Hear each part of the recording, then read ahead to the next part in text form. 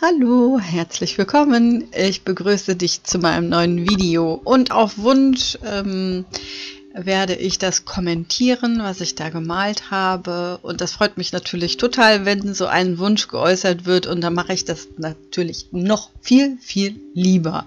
Also vielen Dank, dass du diesen Wunsch geäußert hast. Hier fange ich an und gebe eine dünne Schicht Weiß auf mit einem kleinen Schwämmchen. Und dann kommt gleich Gelb dazu und Zinnoberrot, und dann wird es ein richtig schönes, sonnengelb scheinendes Licht.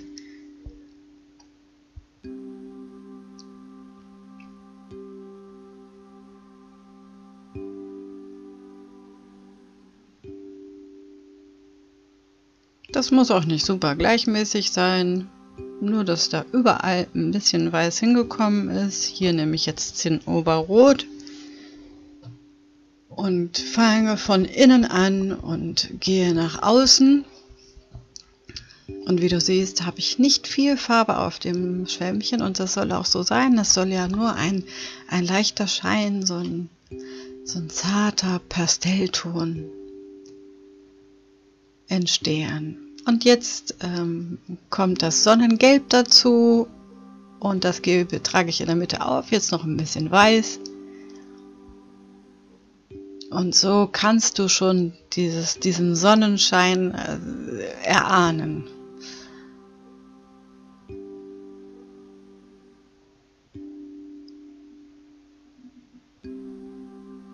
Und jetzt mache ich abwechselnd ein bisschen Gelb, ein bisschen Weiß. Alles nicht ordentlich. Nach Gefühl. Tupf, tupf, tupf, tupf, tupf. Bis ich das Gefühl habe, jetzt ist es schön. Und wenn du das Gefühl hast, das ist schön, dann ist es genau richtig so, dann lass es so. Das muss überhaupt nicht so aussehen wie bei mir. Es darf natürlich so aussehen, aber es muss nicht so aussehen. Wenn du deine eigene Kreation daraus entstehen lässt, dann ist das noch viel, viel schöner. Wenn ich dich da inspirieren kann und du dich dann da frei machst und das entstehen lässt, das ist genau das, was ich erreichen möchte.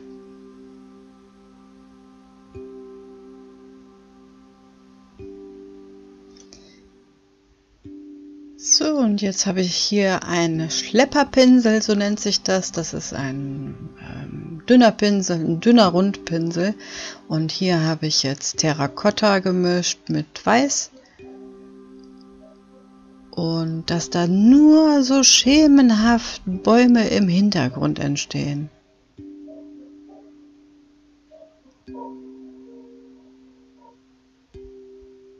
Und alle Bäume, die ganz weit weg sind, die sind nur zu erahnen. Und alle Bäume, die ein bisschen näher sind, umso doller sind sie sichtbarer und umso mehr Farbe bekommen sie auch.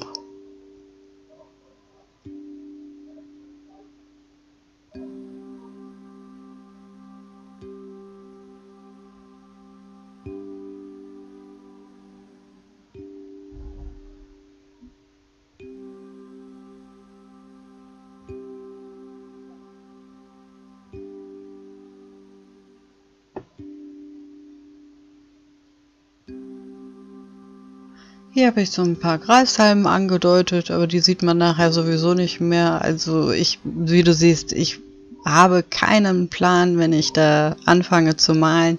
Ich lasse es einfach geschehen. Und manchmal ist man so versunken und es passiert einfach irgendwas, und das ist auch gut so.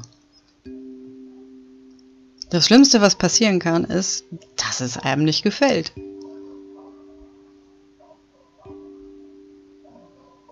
Und dann kommt die nächste Schicht Farbe drüber, und dann ist das Vergangenheit.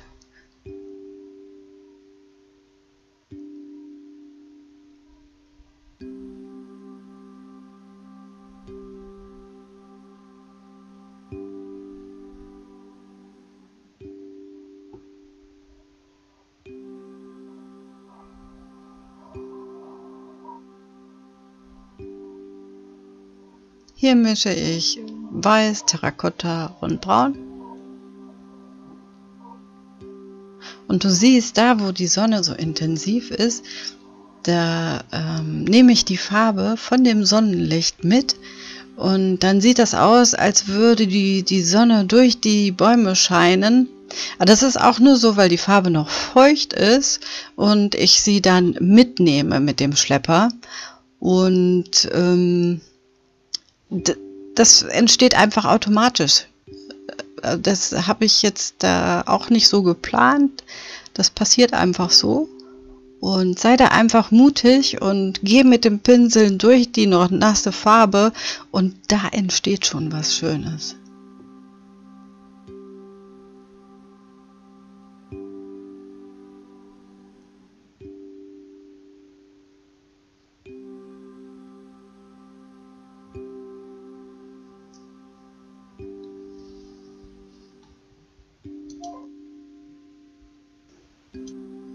Und jetzt kommt der Knaller überhaupt. Ich war letztens einkaufen mit meinem Super-Ehemann und da waren dann Schminkpinsel und dann habe ich gesagt, den nehme ich jetzt mit. Das war so ein Set mit, weiß ich nicht wie vielen Pinseln, mit buschigen Pinseln und mit solchen kleinen Pinseln. Und das klappt super. Also wenn ihr mal sowas seht im Angebot, die sind mega toll. Richtig, richtig mega toll zum Malen.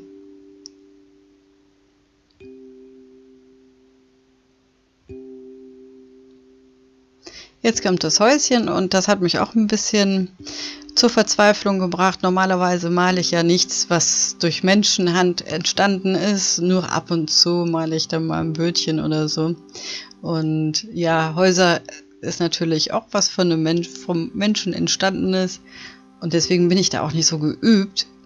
Und gleich, also jetzt geht's noch, jetzt war ich noch einigermaßen zufrieden, aber ich wollte noch so ein Dach dahin hinsetzen. Hier soll so ein kleiner Anbau entstehen und irgendwie sah das nicht so harmonisch aus. Und da war auch so ein Augenblick, wo ich gedacht habe, oh, das könnte jetzt aber auch schöner aussehen, aber letztendlich ist es dann schön geworden. Guck mal, jetzt versuche ich da irgendwie das Dach zu bauen. Und weiß erstmal nicht, in welche Richtung muss ich jetzt hier gehen?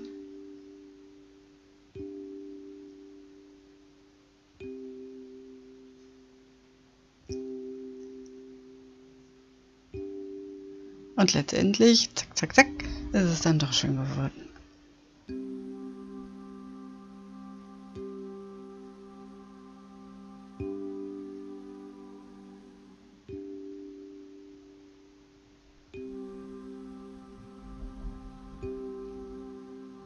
Da denke ich noch ein bisschen was drüber nach.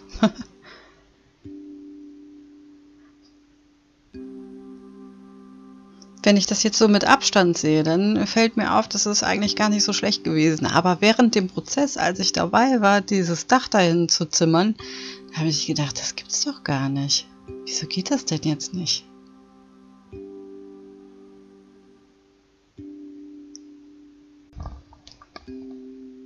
Jetzt bekommt das Holz mit Terrakotta noch ein bisschen mehr Farbe. Und das ist mit einem Rundpinsel in der Größe 00 gemalt. Und du siehst, ich gehe wirklich nur ganz, ganz zart mit dem Pinsel einmal nur so reindipsen in die Farbe, dass nur an der Spitze was ist.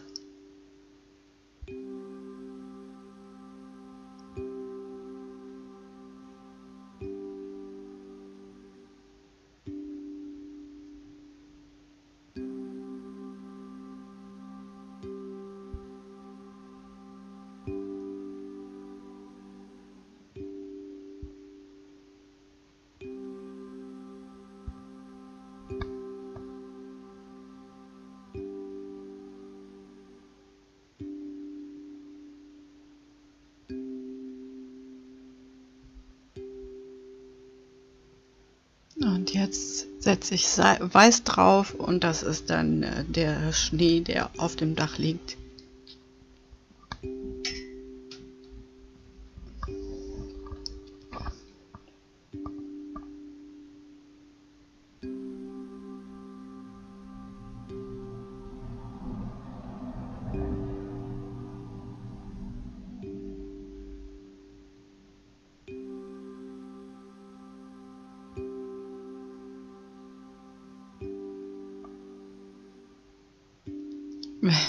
Als ich damals angefangen habe zu malen, dann habe ich ja auch anderen Künstlern zugeschaut und das nachgemacht, was sie gemacht haben. Beziehungsweise ich habe mir immer ein Detail rausgesucht, ein Baum oder eine Wiese oder ein Bach. Und den habe ich dann als Fixierungspunkt genommen und da drumherum irgendwas Eigenes dann kreiert. Und wenn die dann so schön gemalt haben und ich das dann nachmalen wollte, dann hat meine Hand irgendwie ein Eigenleben gehabt. Ich wollte, ich sag jetzt mal, ich wollte nach rechts malen und meine Hand hat irgendwie nach links gemalt. Und ich habe mich immer gefragt, was passiert denn da? Und das ist so, ich glaube, das ist für jemanden, der gerade mit dem Malen beginnt, was ganz Normales. Weil man muss sich erstmal damit, oder man muss sich erstmal da reinfühlen, wie das dann, wie sich das anfühlt, mit dem Pinsel und mit der Farbe zu arbeiten.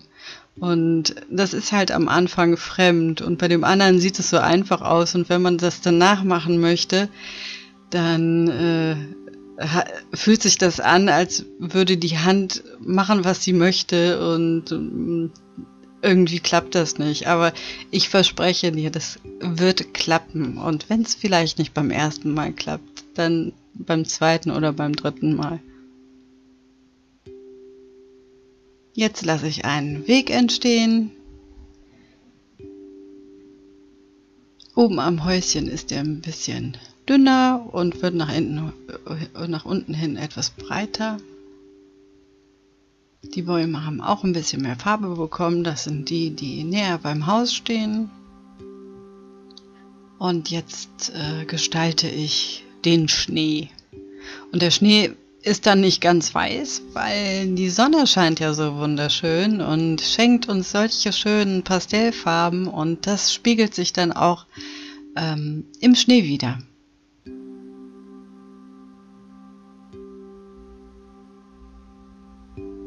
Schön unordentlich hin und her wischen.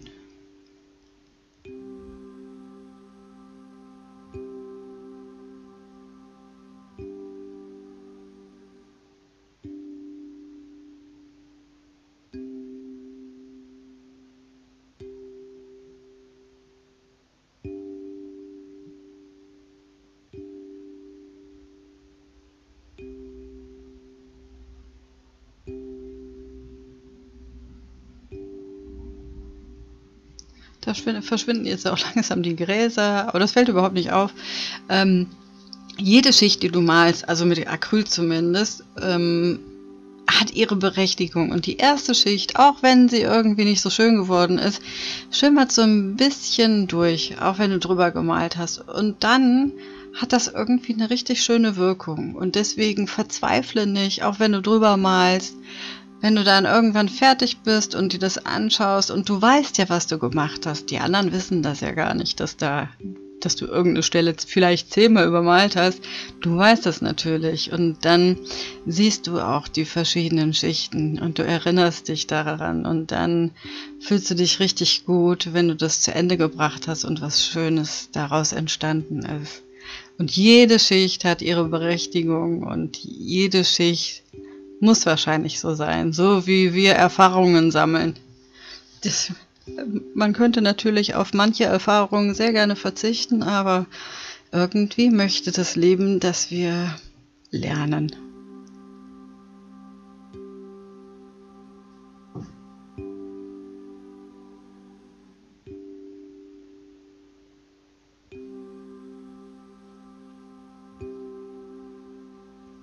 Jetzt habe ich hier einen Schweineborstenpinsel und hier habe ich auch wieder eine schöne Pastellfarbe gemacht.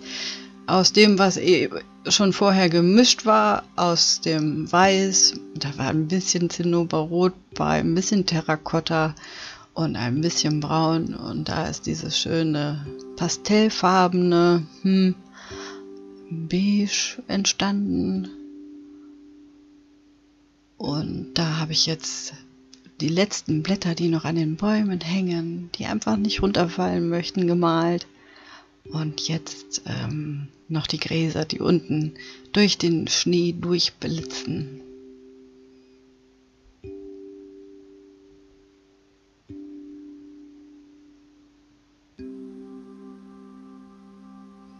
Ja, und jetzt bekommt die Sonne ihren Mittelpunkt. Von dort aus geht dann die ganze Strahlkraft. Und auch diesen Punkt, sage ich jetzt, werde ich gleich nochmal nachlegen, weil bei Acrylfarbe ist es immer so, wenn sie trocknet, dunkelt sie nach und dann strahlt das dann auch nicht mehr so weiß, dieser mittlere Punkt. Und jetzt bekommen die Bäume in der Umgebung vom Sonnenlicht und das Dach noch einen schönen Sonnenschimmer.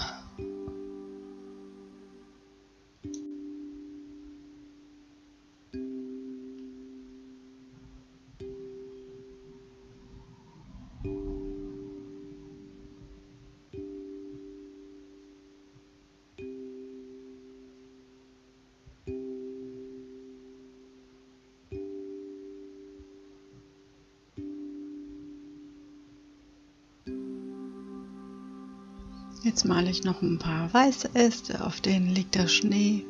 Vielleicht sind sie auch ein bisschen vereist und der Frost liegt da drauf.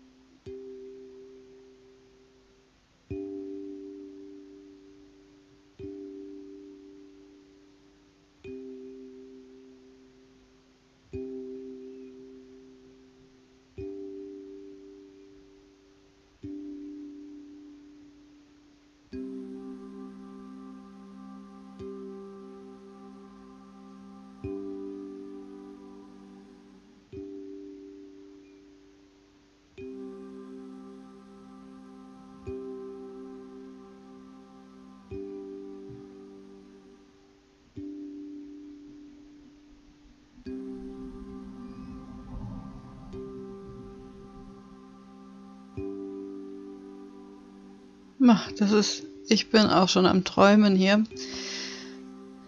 Das ist, wenn man malt oder wenn ich male und beim Malen ist das schon entspannend, wobei da auch der Gedanke dann auch immer da ist, was mache ich als nächstes und wie soll es werden.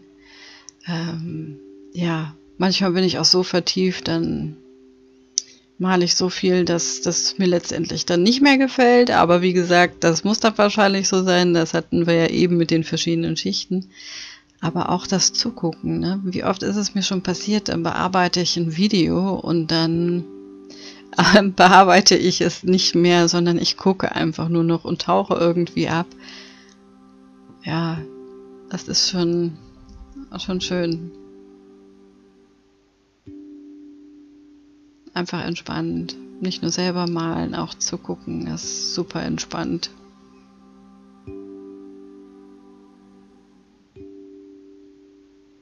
Ja, und ich kann das auch sehr gut bei meinen eigenen Videos, muss ich gestehen.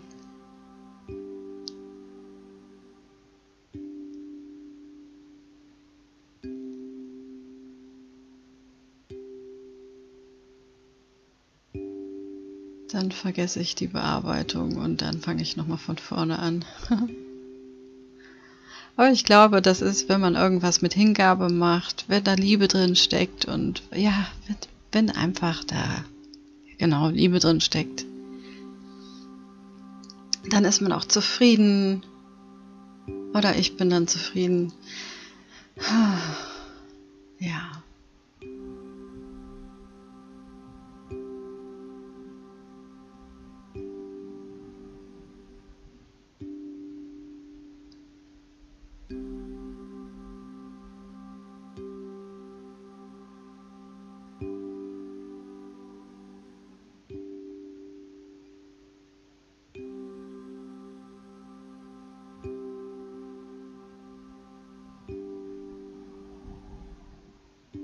Hier kommt noch was neuer Schnee drauf.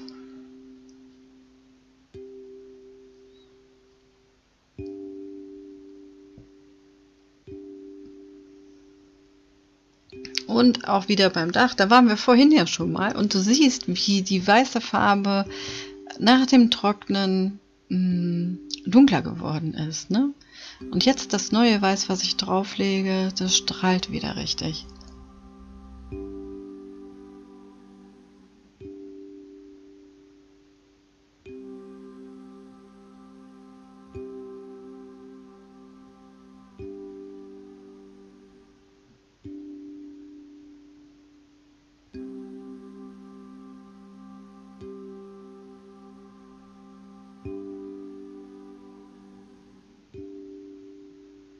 Jetzt bekommt die Sonne auch noch mal den letzten Anstrich.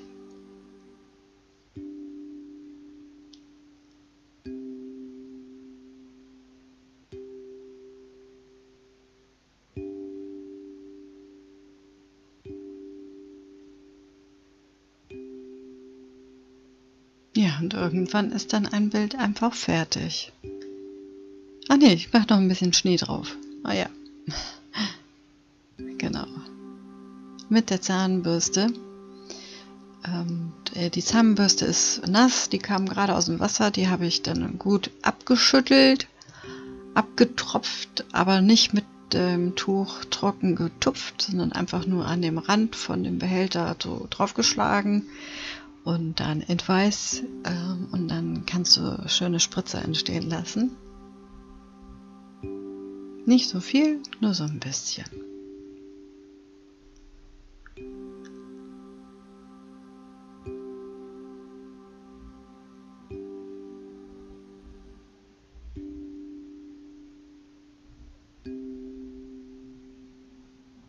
Und der Kamin.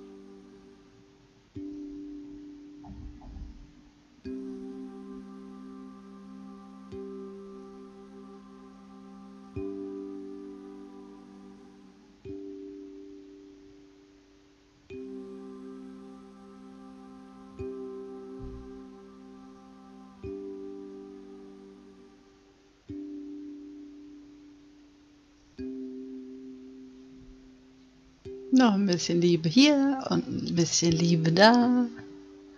Ein paar Highlights, ein bisschen Schnee, ein bisschen Frost.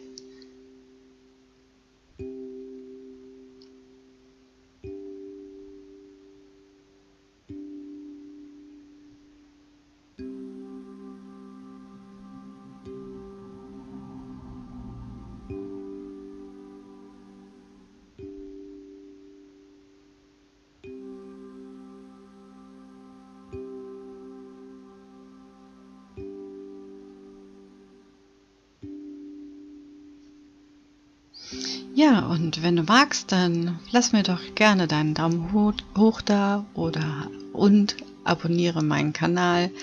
Und wenn du magst, tob dich in meinem Shop aus, kaufe alles, was nicht nied- und nagelfest ist. Und ja, das würde mich sehr, sehr freuen. Damit unterstützt du mich dann auch. Und das war es jetzt von mir. Ich hoffe, dir hat das Video gefallen und ich freue mich auf dich im nächsten Video. Alles Liebe für dich. Deine Anke.